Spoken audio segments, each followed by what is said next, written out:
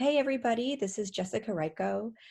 What I'm going to do in this video is take us through a very quick demo of 3 different audio setups for Zoom that allow us to have an external microphone and music ported directly in through Zoom at the same time so that we can have quality audio for the teacher and quality music at the same time.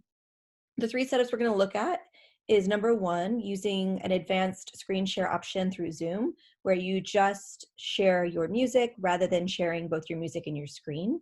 Many people are starting to use this. That's option 1. Option 2 is using Soundflower. I've already built a set of instructions on how to set up Soundflower, and those are available online, so we'll listen to that. And the third is called Black Hole.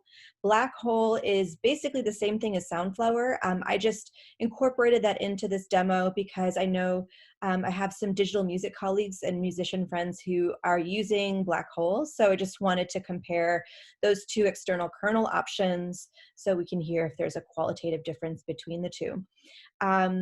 And that's what we're going to do. There's some features that we're going to look at. One is the delay between the music and the vocal audio through the external microphone. We're also going to listen for just general audio quality. And then lastly, I'm going to say a little bit about the teacher side of things in terms of the audio levels that are available to you when you've set up a good quality audio level for your listeners or for your students. So you know kind of like what you're hearing on your end and what they're hearing on their end, and if it works on both sides. So that's what we're going to kind of look at through this demo.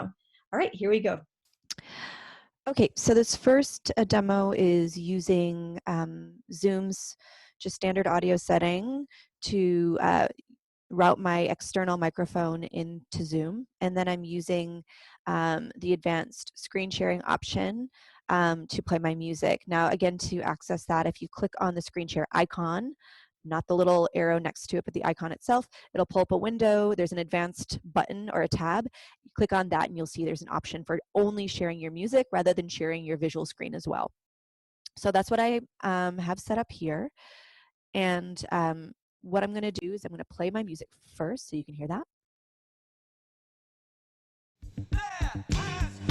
So I'm doing this for all 3 videos or demos. Here's my music. Hold on. A little bit higher. This is my music maxed out in Spotify. So one thing I've noticed, and I'm controlling my audio using the Spotify controls, is that when I have my music maxed up in this setting, it drowns out my voice. Like, you really just can't hear it. So this is at about 50, which I still have to project quite a bit or make sure that I'm really set up well with a mic. And if I just drop it just below 50, I think it tends to be a bit more moderate. But to be honest, it's hard for me to then hear my music on my end. So you may then want to use something like a wireless headset or something, earbuds or something, to Bluetooth earbuds to hear, because now I can barely hear my own music. But regardless, let me just go ahead and count it for about 4/8 so you can hear the delay between what I'm hearing and what you're hearing on your end. 7, 8, 1, 2, 3, 4, 5, 6, 7, 8, 1, 2, 3, 4, 5, 6, 7, 8, 1, 2, 3, 4, 5, 6, 7, 8, 1, 2, 3, 4, 5, 6, 7. Last 8, 1, 3, 4, 5, 6, 7, 8. So that just gives you some time to hear the delay between the 2 using this setting. Okay, so this next setup is using Soundflower, external kernel with audio. So you hear my voice. I'm going to add in my Spotify music, same song.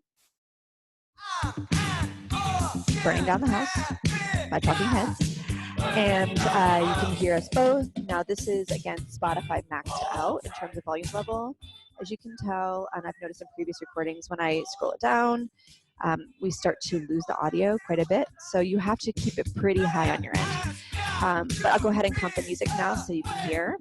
5, 6, 7, and 1, 2, 3, 4, 5, 6, 7, 8, 2, 2, 3, 4, 5, 6, 7, 8, 3, 2, 3, 4, 5, 6, 7, 8, 4, 2, 3, 4, 5, 6, 7, and all right, so this is Soundflower.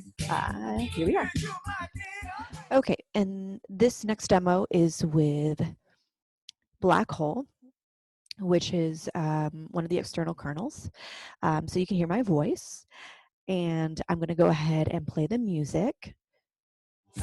Here is Burning Down the House at maxed out on Spotify, all the way volume up. Again, I'm going to turn the volume down so you can hear how that impacts. This is about half level. Turn back up, and then I'm going to go ahead and count to music. 1, 2, 3, 4, 5, 6, 7, 8. 1, 2, 3, 4, 5, 6, 7, 8. 1, 2, 3, 4, 5, 6, 7, 8. All right, there you are. Okay, so that was just a quick demo of what we have available to us for music options if you're interested in trying to refine the music that you work with. Now, I wanted to close this video with just some quick takeaways. The first and most important takeaway is that Zoom is not meant to teach online dance class. I think this is really important, particularly as it relates to audio, and something just to remind your students of, like, none of these systems are perfect because the system, Zoom, was not meant for this type of use. So while we can refine our audio, it's never going to be perfect.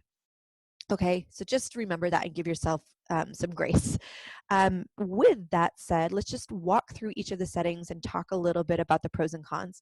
The first thing we did was sharing our music through the screen share option. This option has a lot of pros. First of all, it's available to Mac and Windows users. It's cross-platform. Second of all, it's really, really helpful in terms of music quality. I think that the music sounds a lot better through the screen share option than it does through Soundflower or Black Hole, which is great for the students, and my students have actually really enjoyed having that quality of audio. And it's an easy setup. That's the third one. It's like you don't really have to do a lot of big setup pre-setup. You just choose that screen share option. The biggest con, and this is important for some people, is that there's a massive delay between the voice and the music. So if you're somebody who really leans on sing, talking, or counting through your music as part of your pedagogical process, you're either going to have to shift that, or you might need to look at the external kernel option like Sunflower or Black Hole.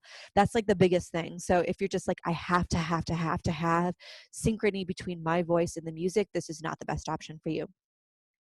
Now, with the external kernels, honestly, I couldn't hear a major difference between Black Hole and Soundflower, so either of those are great options. My digital music friends are using Black Hole. I think both are compatible on Macs, but that's one of the biggest drawbacks, is that it's only available for Mac users. So if you're a PC person, you're not able to use the external kernel option. The pro of external kernel option is the opposite of using the screen share, and that is there is a much smaller delay between the voice and the music. Now, with that said, I think the audio quality is not nearly as good as it is with the screen share option. So again, my students have preferred the screen share option because the audio quality is better. But if you feel like you need to minimize that delay, if that's really important to your teaching style, then this might be a good setup for you. The last con I'll mention, and it's an obvious one, is the setup is fairly complex. It takes a lot of audio routing. It takes downloading new applications and like getting comfortable getting into multiple audio settings. So if this is just not your like cup of tea, then I think the screen sharing option is a much better choice.